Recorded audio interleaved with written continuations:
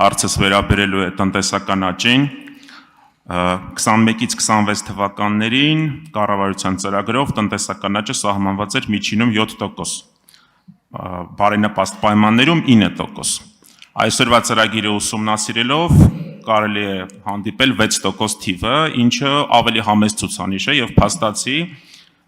սրանով արձանագրվում է, որ տնտեսական աճը Հայաստանում դանդաղելու է։ Միևնույն ժամանակ դուք հայտարարում եք, բազմիցս հայտարարել եք, որ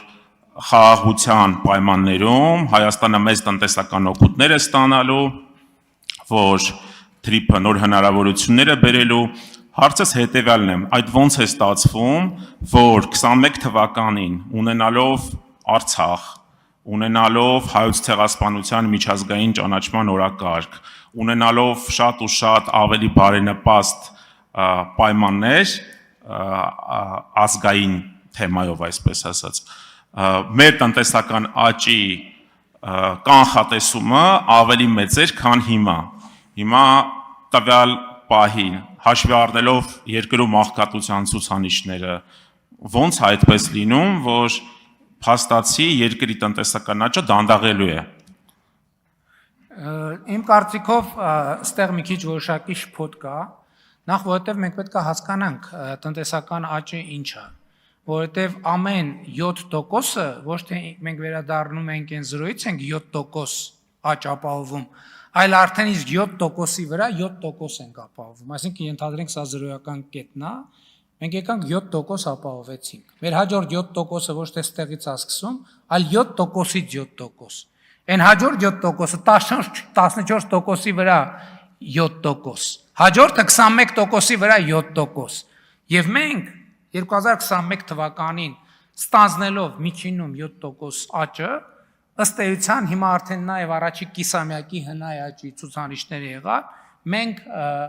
7 մոտավորապես 7.6-7.7% տնտեսական աճ ենք ապահովել, այսինքն և 5 տարի անընդմեջ 5 անգամ 7%, այդ եղավ 35, և 35-ի վրա մենք պետք է 6, հետո 41-ի վրա 6,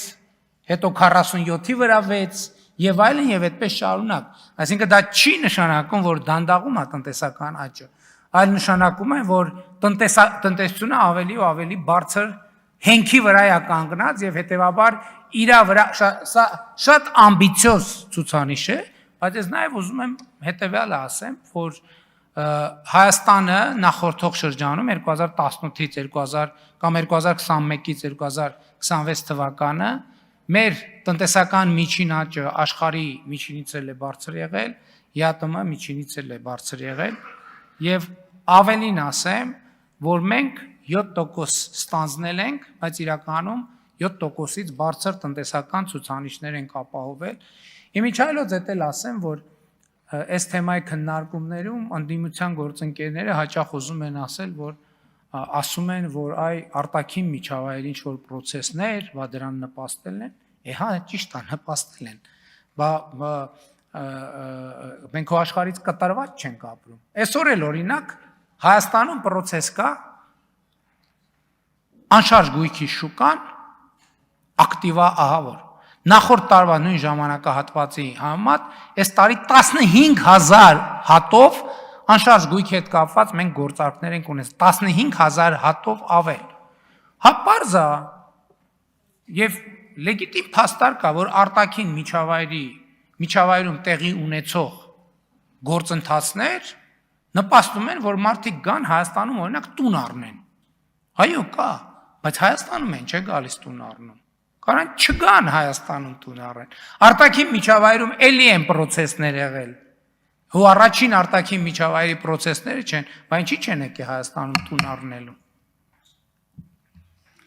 Արձագանք։ Բոլոր դեպքերում պետք է արձանագրենք, որ տնտեսական աճի տեմպը, ստեղ շեշտը տեմպի վրա դանդաղում է, փաստացի 6%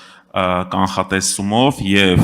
հաշվի առնելով այն հանգամանքը, որ վերջին տարիներին պետական պարտքը 2.5 տրիլիոնով ավելացել է, հաշվի առնելով այն հանգամանքը, որ նախորդ ծրագրով աղքատության ցուցանիշները